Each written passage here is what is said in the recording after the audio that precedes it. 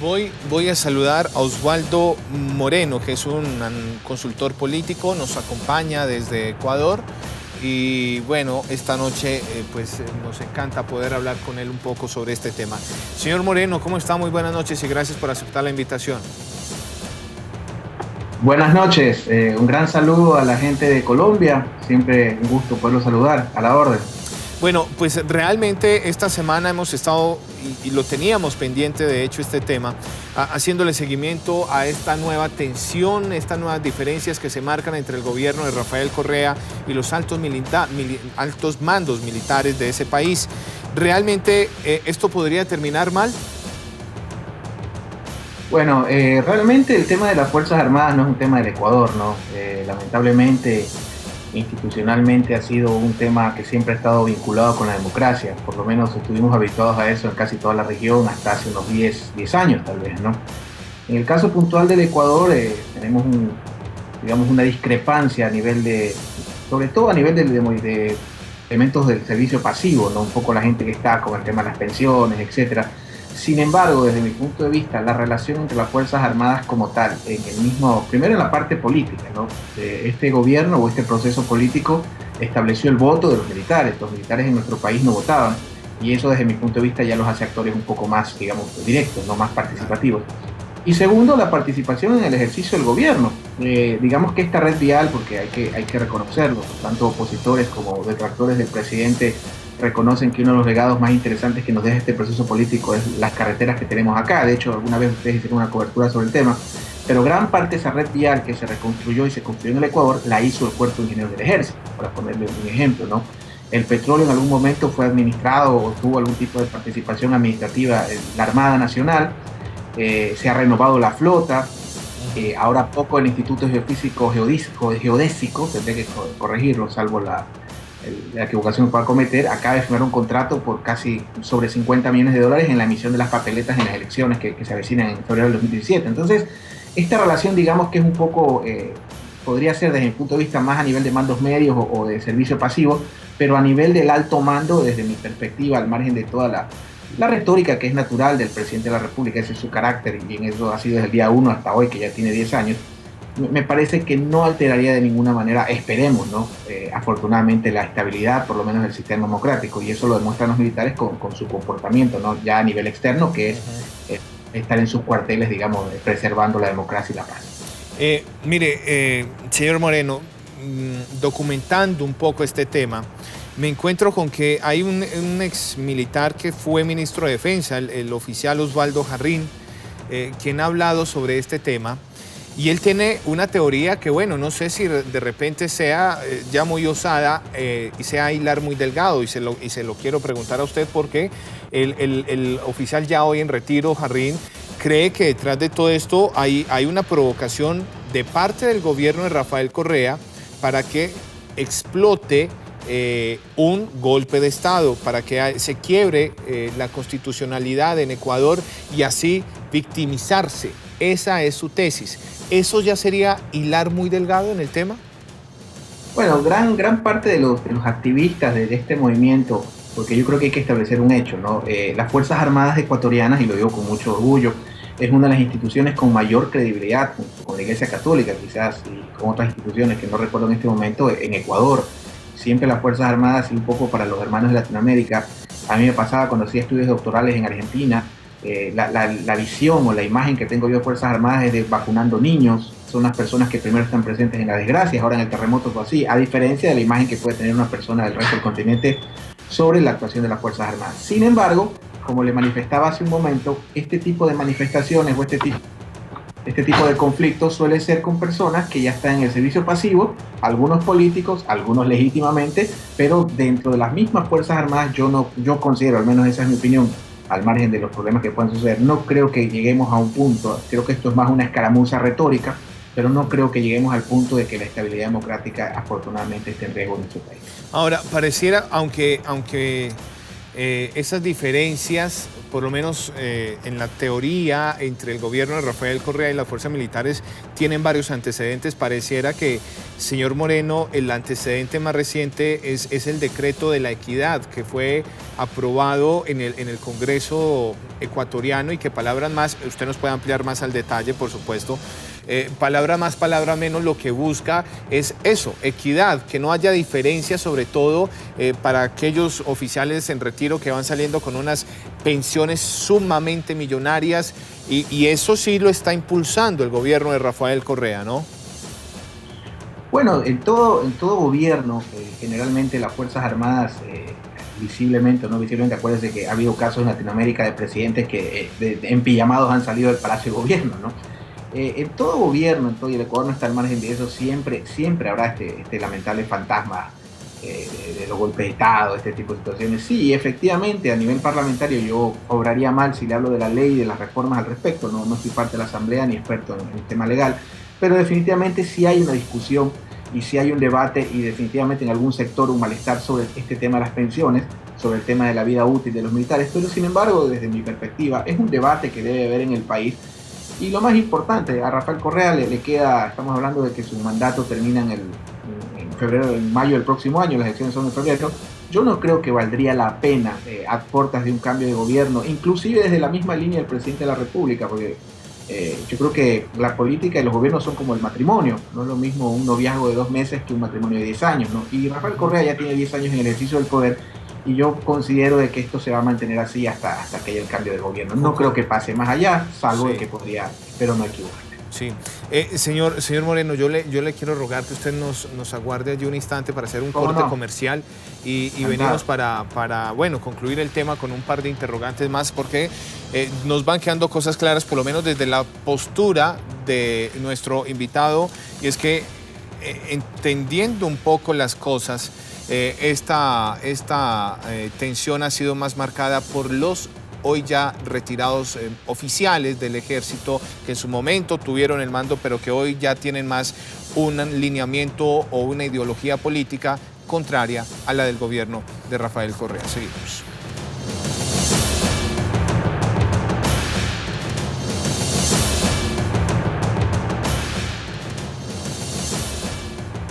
Este ha sido tal vez uno de los episodios más difíciles y tensionantes que ha vivido Rafael Correa siendo presidente de Ecuador. Recordarán ustedes, 30 de septiembre del año 2010, una especie de revuelta policial, detienen al presidente Rafael Correa en un hospital y las fuerzas militares, contrario a lo que podría estar pasando en este momento, son las encargadas de recuperar la suerte de Rafael Correa, de liberarlo de esa especie de revuelta policial que le cobró, por supuesto, la cabeza a muchos mandos de la policía, no de las fuerzas militares. Y les presentamos esto, les mostramos esto, porque, bueno, para regresar con Oswaldo Moreno, consultor político ecuatoriano que nos acompaña a esta hora. Señor Moreno, este episodio del 2010, que digo yo, tal vez ha sido uno de los momentos más difíciles que tuvo que superar Rafael Correa siendo presidente de Ecuador, pues contrario a lo que se habla ahora y tal vez además en respaldo a su teoría de que esto no va a pasar a mayores, en aquel momento la actuación de las fuerzas militares fue determinante, ¿no?, para que esa intentona de la policía pues fracasara. Bueno, efectivamente, el 30 de septiembre del 2010 vivimos quizás el episodio más difícil en la etapa moderna republicana, quizás desde el secuestro de León Febres Cordero en el 84, tomando en cuenta que los anteriores golpes de Estado provenían de los movimientos sociales. Los militares terminaban siendo expectantes y terminaban poniendo el peso en la balanza. Sin embargo, esa sublevación que existió con una serie de acontecimientos vergonzosos, creo yo, como el secuestro del presidente en algún momento determinado, fue hacia la fuerza policial. Digamos que la Fuerza Aérea en algún momento, mandos medios de la tropa en algún momento como que estuvieron un poco al margen, pero esa sublevación efectivamente fue las Fuerzas Armadas, el Comando Conjunto que respaldó al presidente. Pero sin embargo yo le reitero lo que le decía al principio de la entrevista. Sí. Yo considero que los mandos activos, ojo con eso, de las Fuerzas Armadas, porque nuestras Fuerzas Armadas son profesionales, nuestras Fuerzas Armadas son patriotas y trato de no tomar postura del tema porque ya no sería un analista sino un militante de cualquiera de las dos causas, pero creo yo que los mandos activos de las Fuerzas Armadas están manteniendo el orden en el país, yo creo en ese sentido, porque es parte de la retórica también del presidente de la República. Él es así, o sea, hoy son las Fuerzas Armadas, ayer era otras instituciones, es parte de su, digamos, de su temperamento, de su carácter. Ustedes que los gobernantes, el presidente Chávez tenía su carácter, Uribe tenía el suyo, Santos tiene el suyo, es parte de la esencia misma de Rafael Correa. Y sin embargo yo considero y espero y me mantengo en que nuestras Fuerzas Armadas son profesionales y van a mantener el orden y este conflicto seguramente se alterará o se aumentará, pero considero yo más de personas en ejercicio pasivo, ¿no? Estamos a puertas de elecciones y hoy por hoy ya son civiles comunes y corrientes en ese contexto, pero no deja obviamente llamar la atención y es válido totalmente que hagamos este tipo de análisis. Y además válido también esa aclaración, por lo menos desde su percepción, y es que tal vez las pugnas y las diferencias hoy son protagonizadas por los retirados que ya han tomado una posición política y eso los deslegitima, por lo menos desde el punto de vista militar. Pero ahora, señor Moreno, hay una figura que es muy importante, ha sido muy importante en el gobierno de Rafael Correa y es Ricardo Patiño, el hoy ministro de la Defensa. ¿Cómo cayó en su momento dentro de las tropas, desde su opinión, el nombramiento de Ricardo Patiño, que pasaba de ser canciller a ser ministro de Defensa? Además un civil, porque hasta antes de eso el ministro de Defensa era un militar. Esa transición, ¿cómo cayó en su momento y cómo se ha ido comportando durante estos meses ya varios, por cierto, de Ricardo Patiño al frente del Ministerio de Defensa? Claro, si me permite hacer una breve corrección, yo no recuerdo militares desde el ejercicio del Ministerio de Defensa en este proceso, ¿no? Primero empezó un poco conflictiva la situación por un accidente. Bueno, ustedes también hicieron la cobertura. Acuérdense usted el accidente que sufrió la ministra Larriva. A los 15 días o 20 días de posesionado el presidente de la República, teníamos un hecho histórico en el país, una primera ministra de Defensa, y lamentablemente tuvo un accidente que no recuerdo el resultado de las investigaciones, donde ella murió con varios miembros de las Fuerzas Armadas y su hija. Posterior a eso hubo el caso del ministro Ponce, un poeta conocido en nuestro país. Después fue el Corcho Cordero, otro político muy conocido del Austro en nuestro país, y ahí le perdería un poco el ritmo, pero en todo caso Patiño ha sido parte, digamos, de esta serie de ministros polifuncionales que ha tenido el presidente, ¿no? Que los ha ido rotando permanentemente, y en ese contexto me parece que Patiño es parte de esa estructura, de ese conglomerado que ha terminado siendo el correísmo. Creo que dentro de la conducción política, porque una cosa es gobernar y otra cosa es conducir políticamente, Rafael Correa se ha blindado en ese contexto con una serie de ministros que han rotado prácticamente, yo le diría, unos 6 o 5 ministros, no recordaré el nombre en este momento, que han rotado, y entre esos Patiño. Yo no creo que haya una animadversión hacia Patiño, pero hay un actor con el que no estamos contando, que sería un poco corto para televisión, pero en el Ecuador el verdadero actor político que ha asumido el rol de oposición ha sido la prensa privada. Yo no creo que eso sea bueno o malo, yo soy politólogo, usted lo sabe, y tengo que ver los actores como lo que son. Ante la ausencia de una oposición política, como puede pasar en Colombia o como pasa en Perú, aquí en este caso en nuestro país la oposición es, digamos, la prensa, como lo fue en el velasquismo hace 30 años atrás, sí. Otro proceso político histórico del Ecuador, lo eran las Fuerzas Armadas. En el proceso del correísmo la oposición ha sido institucional, ha sido la prensa privada, y la prensa ha tenido también un gran juego en ese sentido, y obviamente ustedes que no viven en Ecuador, y yo también vivo en mi país, efectivamente las noticias que nos llegan son parte de esa promoción que hace la prensa. Yo no creo que sea negativo o positivo, ojo, estoy haciendo una descripción. Sí, pero no, lo comprendo. Al ser actores políticos, por decirte, le requiero amigos periodistas, le digo, no, yo soy politólogo y debo hacer análisis de la politología, y el momento que son actores políticos hay que analizarlos como tal. Entonces yo creo que la prensa tiene mucho que ver en ese sentido, de darle mucha cobertura, creo que es legítimo, pero gran parte de los actores que están en su pasivo, al margen de que sus demandas pueden ser legítimas, obviamente no es ni su jubilación ni la mía, entonces seguramente tienen derecho en lo que están reclamando, habría que oír los argumentos, pero yo me mantengo en lo que dije al principio. Creo que las Fuerzas Armadas serán profesionales y por la paz de nuestro país estoy seguro que acatarán el mandato popular hasta el 24 de mayo del 2017, que es cuando culmina el mandato de Rafael Correa.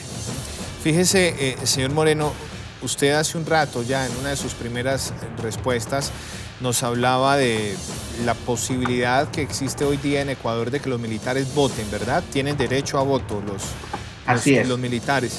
Mire que en un país como Colombia se está abriendo ese debate, aquí no ocurre, aquí los militares no votan, se abrió el debate para llegar de pronto a que eso ocurra. Hay países de la región, hermanos, como Venezuela, donde también los militares tienen derecho a voto. Dentro de la experiencia ecuatoriana y desde su opinión, por supuesto, ¿qué es lo más conveniente dentro de esas dos posibilidades? Bueno, hay muchas contradicciones en temas democráticos, ¿no? Y esto ya es otro debate. Por ejemplo, yo en lo personal, le hablo a título personal. Sí. Yo como un analista no es la voz del pueblo ni la voz de Dios, pero la magia de las ciencias sociales, mi querido amigo, es que todo es debatible. Yo en lo personal creo que el voto obligatorio es una contradicción, es antidemocrático que te obliguen a votar, pero es un derecho. Desde mi punto de vista, y yo no estoy para conculcar los derechos de nadie, creo que una persona en el servicio activo no debería participar en elecciones, ¿no? Tal vez, bueno, no lo hacen de candidatos, pero ya los derechos políticos de alguna manera abren una ventana a otro tipo de cosas y eso los convierte automáticamente en actores políticos, ¿no? Yo creo que los convierte en sujetos políticos, pero ya viene la línea delgada entre la participar activamente como activistas o militantes políticos. Entonces, de alguna manera, este gobierno que les dio ese derecho y es importante que se investiguen un poco cómo se ha repotenciado las Fuerzas Armadas. No teníamos Fuerza Aérea, cosas muy interesantes, ¿no? El tema que les conversaba de la participación de las Fuerzas Armadas en la reconstrucción de la red vial, y hay infinidad de factores más. Sin embargo, aquí también usted sabe que juegan los símbolos, había que preguntarle a un militar, también hay que estar en un uniforme para entender la situación. Pero al margen de eso, creo yo que es sumamente importante que se tenga claro que el rol de los militares, eso es porque le comentaba el caso de mis estudios doctorales, ¿no? De mis compañeros argentinos, chilenos, paraguayos vivían horrorizados de las Fuerzas Armadas y lamentablemente algunos colombianos también. Entonces, en nuestro país, afortunadamente, la imagen que tiene un ecuatoriano, al menos hablo de mi generación, cuando hay un deslave, un terremoto, los primeros que llegan son las Fuerzas Armadas. Entonces, esa imagen que tiene las Fuerzas Armadas la blinda de alguna manera, pero nadie, ni siquiera las Fuerzas Armadas, están al margen de respetar el orden constituido de nuestro país. Ese va a ser siempre un tema muy, muy interesante y de diversas opiniones. El derecho o no de los militares a votar. Le decía, en Colombia es un país donde el debate recién empieza. Señor Moreno, muchísimas gracias. Realmente ha sido interesante. La conclusión, por lo menos desde su opinión, y usted fue reiterativo en ello, que es una opinión personal, es que este intento de dejar una percepción de distanciamiento entre fuerzas militares y gobierno viene más desde afuera, desde los militares retirados que hoy tienen una activa participación política. Esa podría ser la conclusión de esta conversación. Y por ahí un mando medio también. Y los mandos medios, nos decía usted, es cierto. Pues señor Moreno, muchas gracias realmente por su tiempo y por dejarnos conocer sus apreciaciones al respecto. Yo les mando un abrazo infinito a los hermanos colombianos y celebrando de mucho corazón y con mucha energía la paz que pronto estoy seguro que será perdurable y duradera, porque después de eso yo creo que Colombia va camino a ser lo que debe ser, más potencia. Así es. Estamos en unas semanas trascendentales sobre ese tema aquí en Colombia. Muchas gracias. Hasta luego. Chao a Osvaldo. Celebramos la paz. Gracias. Chao, Osvaldo Moreno, que es un politólogo, consultor político, que bueno, tiene una teoría bastante interesante al respecto.